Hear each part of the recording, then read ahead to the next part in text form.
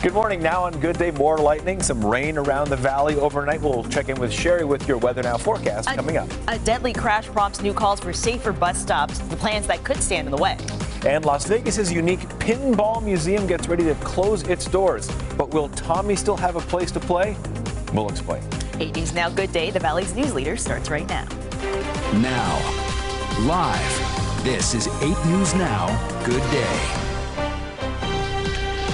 Good morning to you. It is 4 o'clock on your Tuesday morning. Thanks for joining us. I'm John Langland. And I'm Nia Wong, in for Kirsten Joyce. All right, so it is early in the morning here on your Tuesday, but already some problems on the road. So let's get right to Nate Tannenbaum with a look at the traffic. Good morning, Nate. Good morning, John. Good morning, Nia. Yes, there is a crash on southbound I-15 past the Spaghetti Bowl. It's blocking not only the right lane, but there's emergency equipment trying to get around that. There may be another issue elsewhere. The bottom line, even though they are in the right shoulder, right lane area, this is part of the restricted area of I-15 where there's not as many lanes because of the ongoing work with Project Neon. So look at these backups pretty much to before Charleston, almost back to the Spaghetti Bowl. So there's that crash southbound I-15 after Charleston. Watch for those backups. We'll continue to keep an eye on the entire freeway system for you throughout the morning. John, Nia. Nate, thank you. In California, a series of wildfires have now killed 8 people. This morning, there are 17 major fires burning throughout the state. The biggest by far is the Carr Fire up in Northern California. It's burned more than 100,000 acres in and around the city of Redding and destroyed some 800 homes. More than a week after it began, it's estimated to be less than 25% contained. Tens of thousands of people were forced to evacuate, and yesterday, some of them were allowed to go home. It's just feeling wonderful to be able to come home and be able to sleep in our own bed and knowing that our house is still here. Over 100 miles to the south, evacuation orders are also in effect. The Ranch and River fires began Friday and grew rapidly. Back here in the valley, a local man is in jail this morning accused of a drunk driving crash that killed a man. Police say that man on your screen, 46-year-old Roberto Flores Tovar, was driving recklessly around 7 o'clock Sunday morning when he hit a bus stop near Pecos in Washington. The question after that kind of crash is what can be done to better protect people at bus stops. Shaquila Alvarenga looked into some changes we could see in the near future. It's an older bus stop in Las Vegas, and I know that because of its location. It's on a narrower sidewalk and it has not been moved back. While there are plans in place to move bus stops back from the street, it hasn't happened here at Washington and Pecos. Had the bus shelter been here, the car would have missed it. RTC doesn't own this particular stop, so they can't change it. But it's Commissioner Lawrence Weekly's ward, and he says change needs to happen. Once again, another life gone too soon. At the hands of a careless driver. Weekly talked to us tonight about one of his ideas, installing bollards in front of bus stops, though he knows it would be an expensive project. He wants to continue working with police to promote safe driving. This particular fatality, like almost every single fatality, involved an impaired driver. RTC officials say this stop is on the list to request for right-of-way. However, they haven't reached out to the property owner yet. While changes are in the works, both agree the person ultimately responsible is the driver. You can put all types of laws. You can set that bus stop all the way back as far as you want. If people are going to be irresponsible, we'll probably see more of these unfortunate fatalities. Shaquila Alvarenga, 8 News Now. The RTC says there are 1,600 bus stops with shelters. 1,200 of them have been moved back. The case against a special needs teacher charged with felony child abuse has been dismissed. Melody Carter is accused of striking a 5-year-old autistic student several times with a wooden pointer back in May. The strikes were so hard, they broke the pointer and left the child with bruises on his legs. Yesterday, a judge approved a plea deal, downgraded the charge to disorderly conduct, noting that Carter had completed an anger management class. The child's father said he finds the decision extremely upsetting. The school district's supposed to protect our children when they're in their custody. That didn't happen. The criminal justice system is supposed to make sure that criminals get prosecuted. That didn't happen. So they're allowing her to potentially do it to another child, and that's the really scary and upsetting part. Carter has worked for CCSD for 22 years. The district said she is assigned a home, but would not comment on her potential future with the district. Fallen Las Vegas corrections officer Kyle Eng was laid to rest. The 51-year-old died while on duty at the city detention facility July 19th. He was remembered yesterday at Canyon Ridge Christian Church with a multi-agency honor guard, detail, and 21-gun salute. An account has been set up to help Eng's family pay for funeral expenses, so if you'd like to donate, we've included the account number on our web version of the story. You can find that online at lasvegasnow.com. 5 minutes past 4 now. We're less than 2 weeks away from the first day of school. Clark County School District says it will once again start the year with a teacher shortage. Right now, there are about 540 open positions, a little more than the same time last year. In the past, CCSD's hired more than 400 teachers after the first day of school. That number fluctuates depending on retirements and other open positions. Most new teachers come from out of state, but the district is encouraging its own students to follow a career in education. So we're trying to grow our own here in Clark County, and we've had a lot of success in some of our programs, like at Clark High School, and so we've used some grant money to expand those programs into other high schools this year. CCSD also uses other recruiting strategies, including college fairs and social media, and it has a campaign called Be a Hero, informing the public about current openings. Starting salary for a first-year teacher is about $40,000. Las Vegas's Pinball Hall of Fame is closing its doors, but it's not a bad thing. It's just moving to a new spot on the Strip. As Darlene Melendez reports, the owner says he hopes to attract tourists looking to experience a quirky piece of history. My dad is a big pinball nerd. Andrew Kimberlin is 9 years old. I don't think I'm full nerd, but I am very close. Playing pinball, patience is his biggest virtue. I love that it's not just luck, it's also a lot of skill and timing. Andrew's visiting Las Vegas from Texas. The Pinball Hall of Fame is his first stop. Oh, I get to see a game from the 1980s and then like a game from like the early 1960s, and there's a wide variety. Tim Arnold brought the museum to the Valley years ago. I'm the director of Stuff and Things at the Pinball Hall of Fame. Soon he'll share the magic with even more kids by moving the Hall of Fame to the Las Vegas Strip in hopes of attracting more tourists. But unfortunately, paying today's bills and quarters is getting harder and harder every year. Arnold already purchased the land. It'll be right by the Las Vegas sign. Don't ask him when it'll be done, though.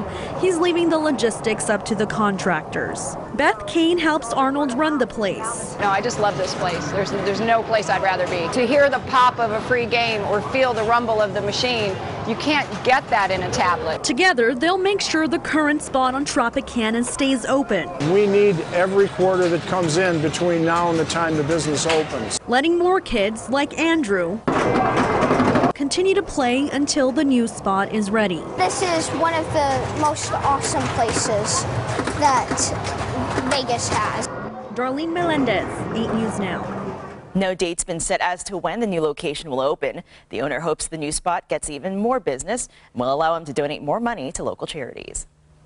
From flashing lights on a pinball game to flashing lights in the sky, lighting up the sky overnight, especially on the east side, those storms from the evening. We also got wind and sudden heavy rain, which moved through parts of Henderson around midnight. Monsoon season. It is very, very active this year, I have to admit. Yeah, so let's check in with Sherry Swens with a look at what we might see today. Good morning, Sherry. Good morning. We're still feeling some of those outflow winds, too, through the valley. And I don't know about you guys, but I am ready to say bye-bye to July. It has been a hot, sticky, and very active month. Yeah, so we saw those thunderstorms during the late afternoon and evening hours, and then another flare-up, I'll show you on the radar, out towards Lake Mead, the Henderson area. We are still sticky and hot, near 90 degrees. Here go those thunderstorms again just south of Boulder City, Henderson, and right along US 93 and 95. This was a pretty good flare-up that just continued through northwest Arizona over to Mojave County most recently. So seems like the south sides of the valley yesterday got hit again, and the west side. We'll still see all that energy around, and we are still very juicy. High humidity, high dew points. We'll start out with temperatures in the 90s, and we're going to pretty much go up from there. 104 for your afternoon high. We'll be on storm watch again. Nia, John? Sherry, thank you. It is 4:09 right now. Instructions to make 3D printed guns will be available legally online tomorrow. Next, the last-minute push by several politicians to block that from happening. Plus, the push to make sure every school in Florida has armed guards before students return to class. This is the Valley's News Leader.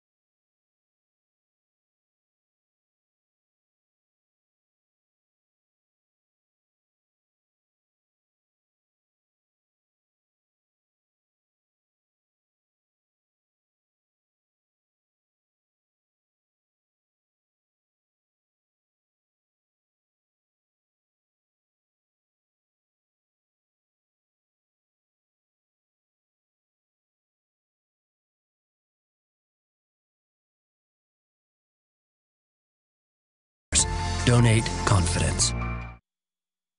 You're watching the Valley's News Leader with Kirsten Joyce, John Langler, Sherry Swensk, and Nate Tannenbaum. This is 8 News Now. Good day. A wild police chase in Los Angeles last night. I feel like we've heard that before. It started in Manhattan Beach. That is the suspect driving away and driving erratically. At times, he went into oncoming traffic and narrowly missed pedestrians. The chase ended in downtown Los Angeles when police forced the driver into a parking garage. Luckily, no one was hurt. When students in South Florida head back to class, they'll be greeted by armed guards in nearly every school. It's in response to the deadly school shooting in Parkland, Florida 6 months ago. The first class of armed guardians are completing their training right now. All of them have background in the military or law enforcement. Florida law now requires every school to have armed school resource officers or guards. Local police are also committing more officers to be on or near campus before and after school. Plans for 3D printed guns will be legally available online tomorrow, but several states are trying to block the release of those designs. Andrew Spencer has details. Urging the federal government to withdraw from its settlement with Defense Distributed, attorneys general from 20 states and Washington, D.C. sent this letter Monday stating that, quote, in addition to helping armed terrorists and transnational criminals, the settlement and proposed rules would provide another path to gun ownership for people who are prohibited by federal and state law from possessing firearms, end quote. The settlement, reached in June, ended a years-long legal battle between the State Department and a Texas company called Defense Distributed, which first posted designs for a 3D printed handgun in 2013. The company insists sharing the plans is protected free speech, but gun control advocates argue the plans go much further than that. This is not simply instructions. This is download, plug, and play. Many policymakers have been pushing back for weeks. I asked the State Department to please reconsider this decision. I think it has long-term national security and domestic security considerations for our country. And on Monday, attorneys general from several states and the District of Columbia filed a lawsuit in federal court asking for a temporary restraining order to block the settlement.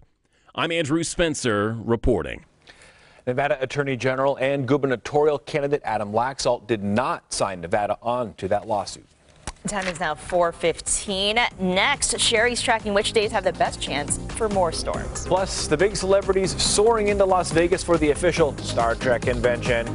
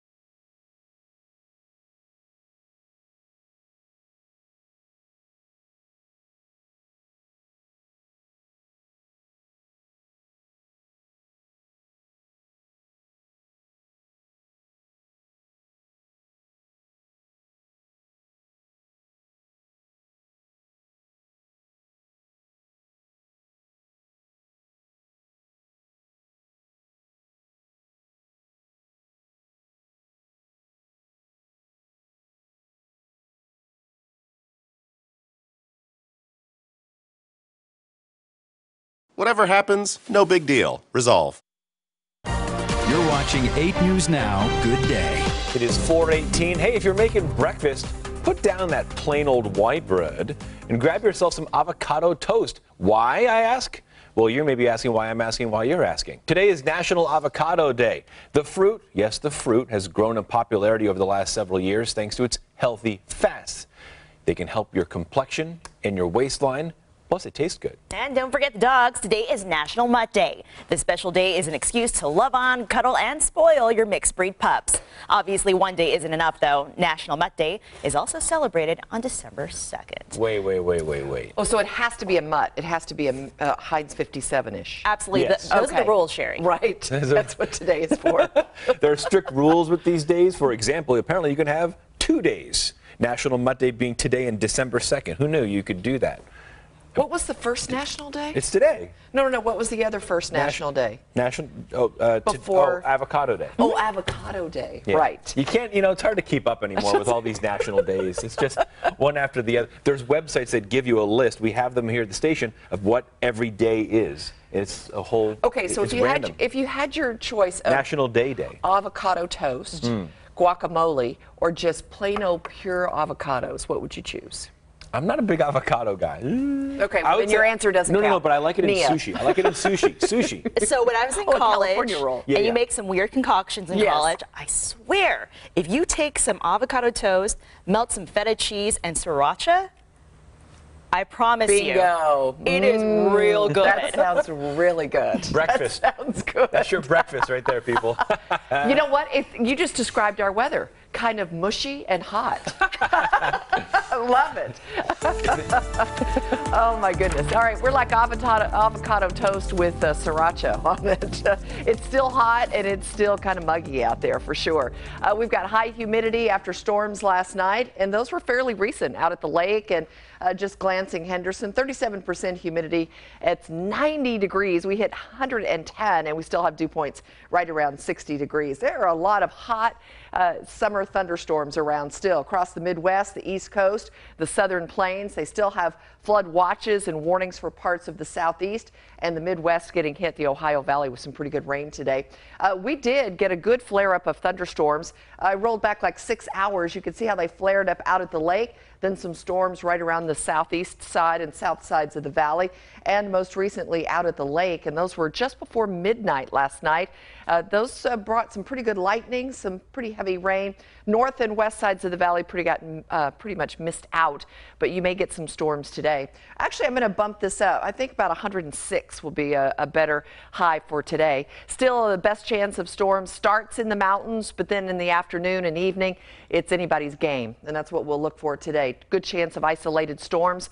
20% chance left for Wednesday, Thursday, and then Friday, it looks like we kind of calm down for your first weekend of August.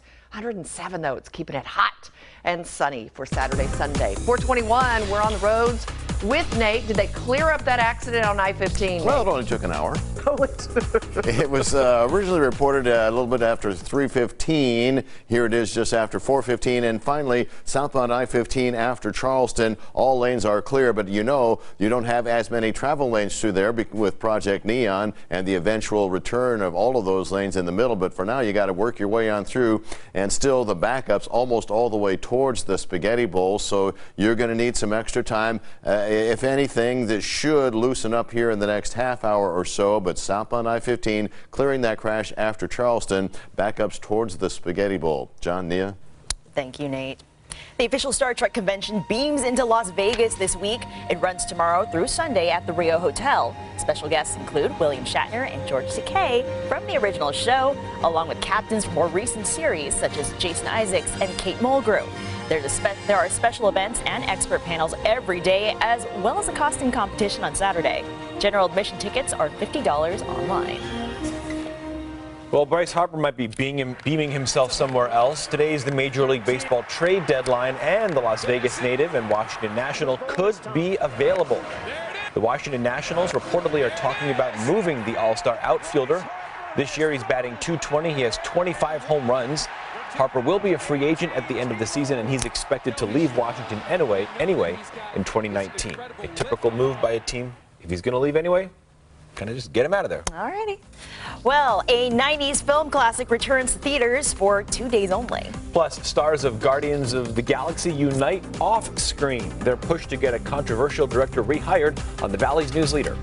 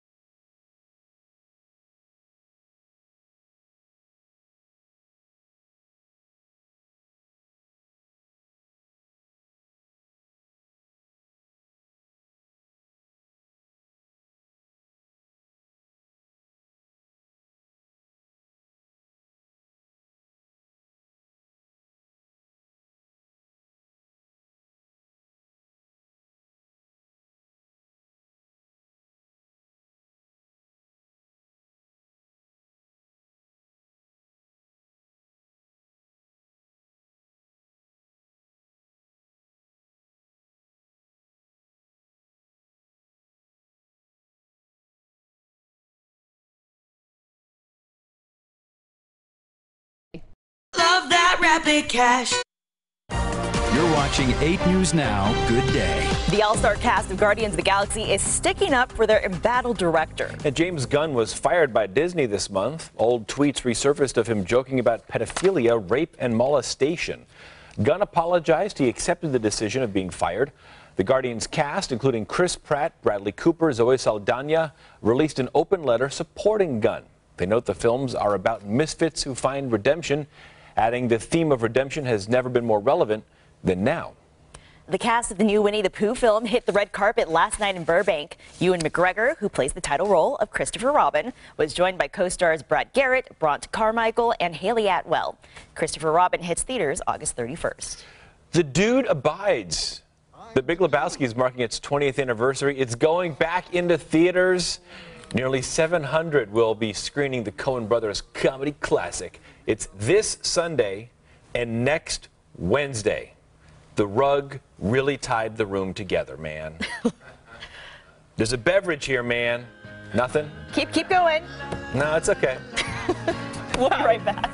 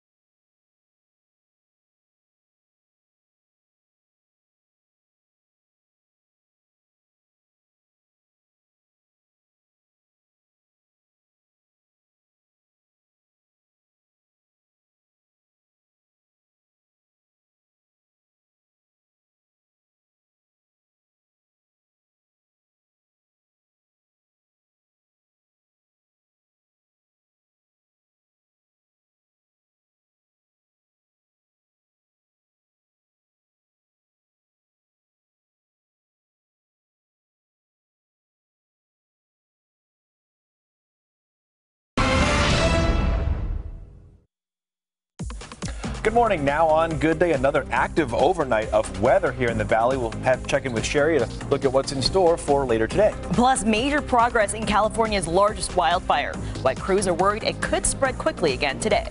And a controversial smoking ban starts today. Why millions of people can no longer light up inside their homes. 8 News Now Good Day, the Valley's news leader, starts right now. Now, live, this is 8 News Now Good Day. 4:30, Monday, Tuesday morning. John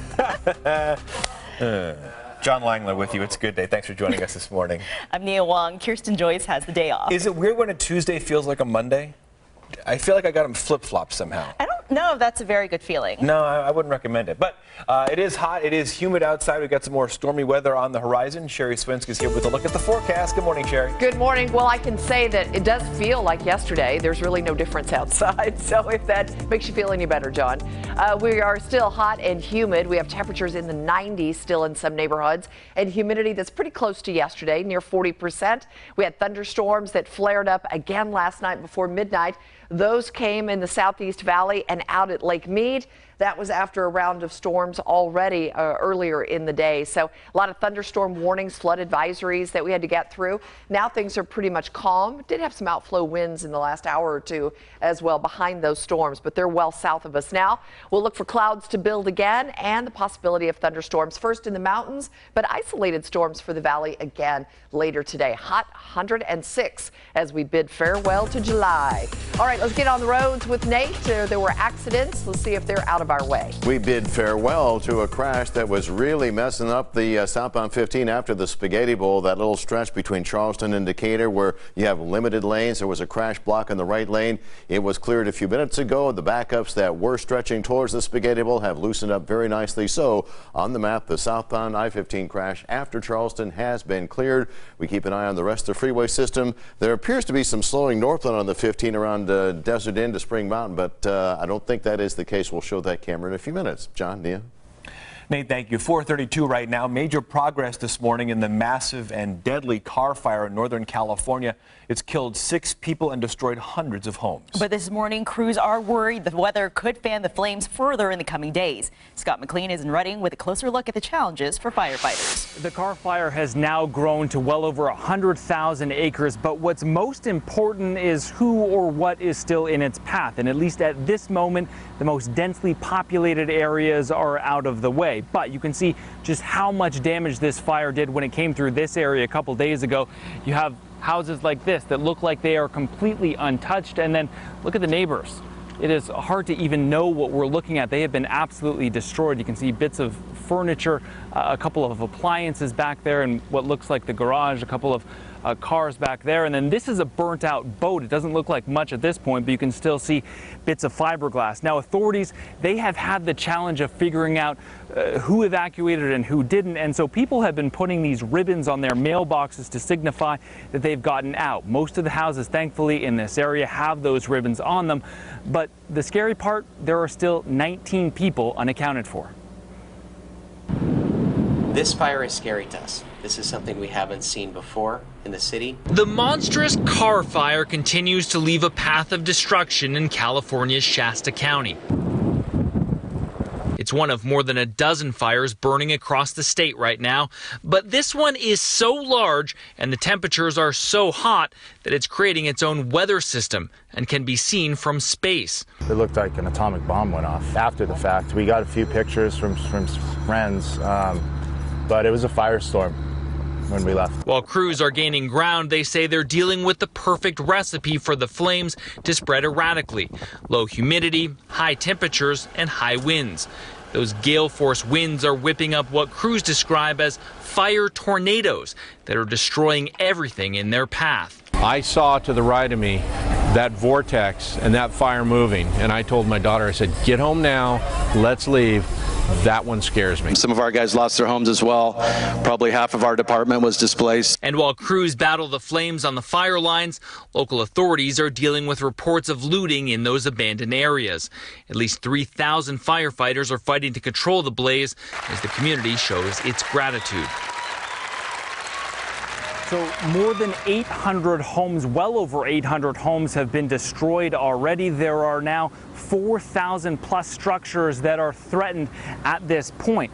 Now, there are resources from more than 16 states that are actively working to put out this fire, but even still, it is less than 1/4 contained. So the bottom line is this is far from over. In Redding, California, I'm Scott McLean.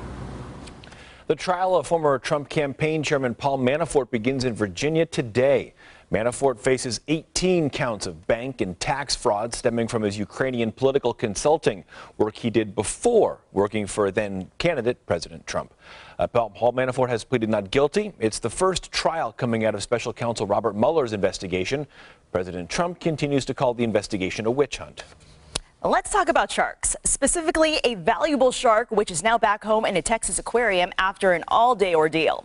Surveillance cameras caught two men grabbing a 16-inch gray horn shark out of a tank at the San Antonio Aquarium yesterday. They wrapped it in a wet towel and, with the help of another woman, put it into a stroller and wheeled it into a waiting car, because that is totally normal. Employees reported the theft to police, who were then able to track the shark after seeing a post online asking $300 for it. When we got into the garage and into the house, it looked like almost a mock-up of here. He had a lot of different marine animals in the home. Very much knew what he was doing, kept that animal alive. The shark is valued at $2,000, and despite what it went through, aquarium employees say the shark is in good condition. A controversial smoking ban starts today. It prohibits anyone from lighting up in federally funded public housing. The ban comes from the U.S. Department of Housing and Urban Development. Public housing agencies are required to be smoke-free in apartments, common areas, and outdoor areas. Anyone who violates the rule now more than 3 times gets evicted. We have to stand here and smoke. This is ridiculous. Ain't no trees here to cover the sun. I don't know how many old people are really going to make it out here. The ban applies to tobacco and marijuana smoking. People can use e-cigarettes inside their units, but not in public areas. Today, construction begins on a long-awaited program to bring water to the Apex industrial site in North Las Vegas. A pipeline to the area west of the Speedway is necessary for the construction boom that's expected.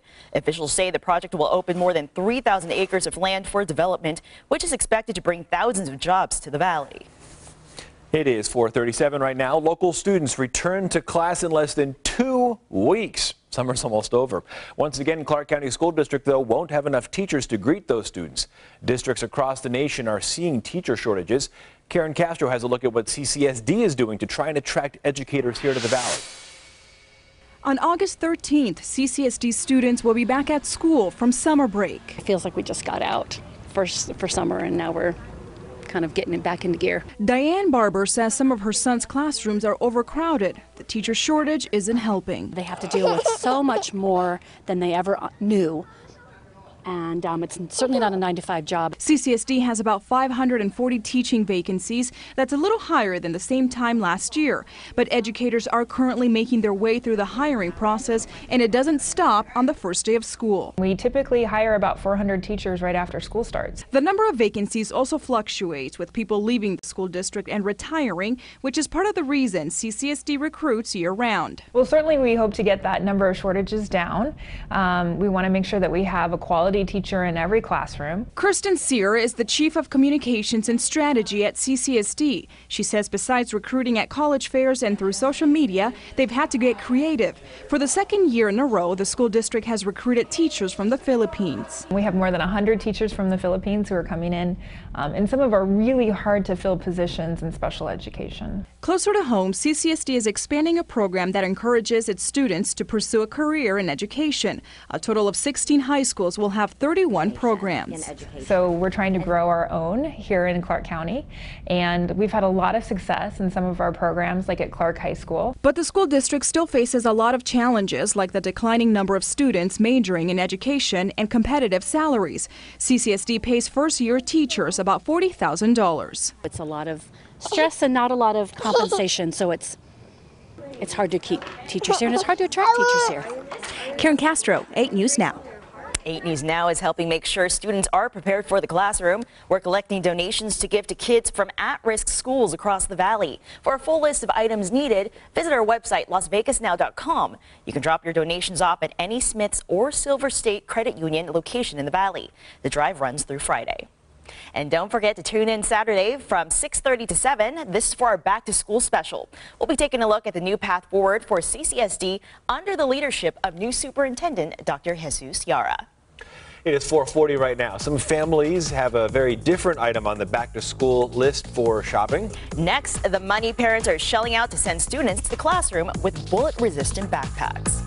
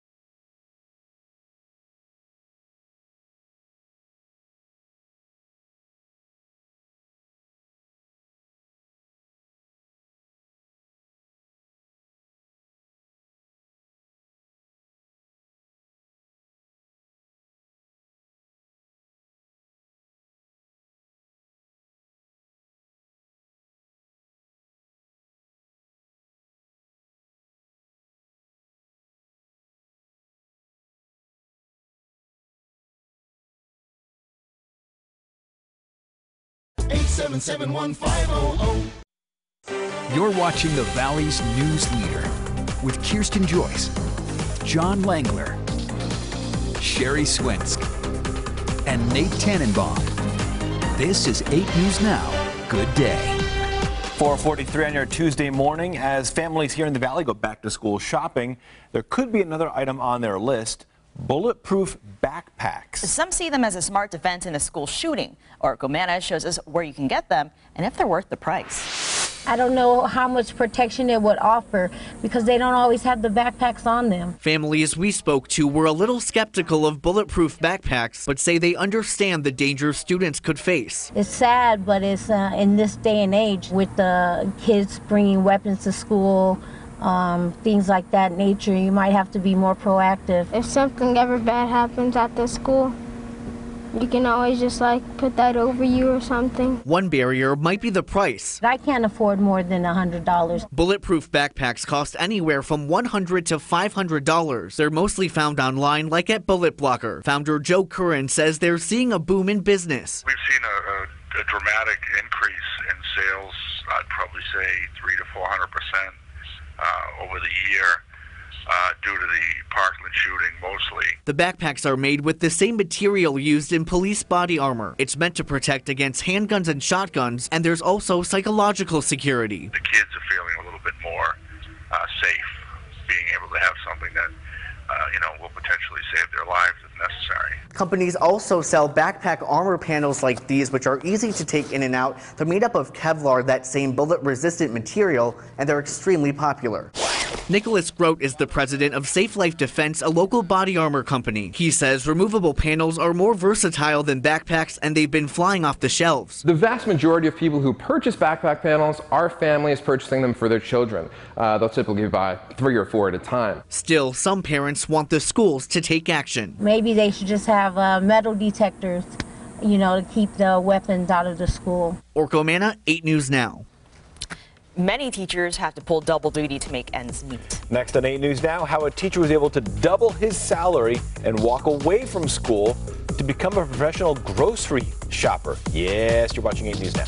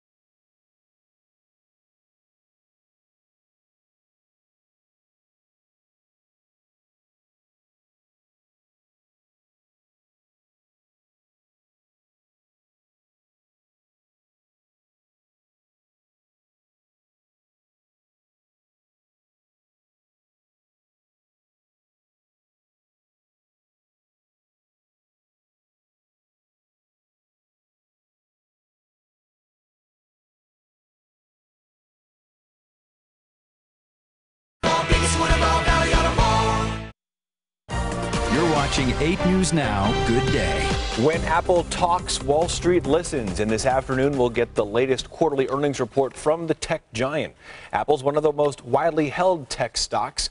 Wall Street expects the company to report it sold more than 40 million iPhones. In particular, analysts will look at how well Apple's been able to maintain momentum for the $1,000 iPhone X. Uber's experiment with self-driving trucks is over. The ride-hailing company is shutting down its autonomous big rig project, once known as Otto. Uber says it will instead focus research on self-driving cars. Teachers often take second jobs to make ends meet. One Florida teacher earned so much, he's walking away from the classroom. 3 years ago, Ed Hennessy started shopping and delivering groceries for the app Shipt. Now he's making more than $100,000 per year, more than double what he did as a teacher. Last month, he officially retired from teaching.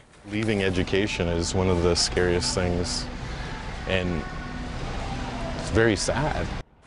Hennessy says he works about 50 to 60 hours per week, but loves setting his own schedule and interacting with people in the community. It's interesting how people have been able to move on or abandon jobs that they had with tech, with whatever it may be, Ubering, doing this. I don't think it's a bad gig. No, not at all. Schedule. You enjoy shopping. He seems to be spending a lot of time in the school supply area of the store that he's doing the professional shopping for. It's natural. Rearranging the pencils. It's natural. You just naturally go there. He's drawn there.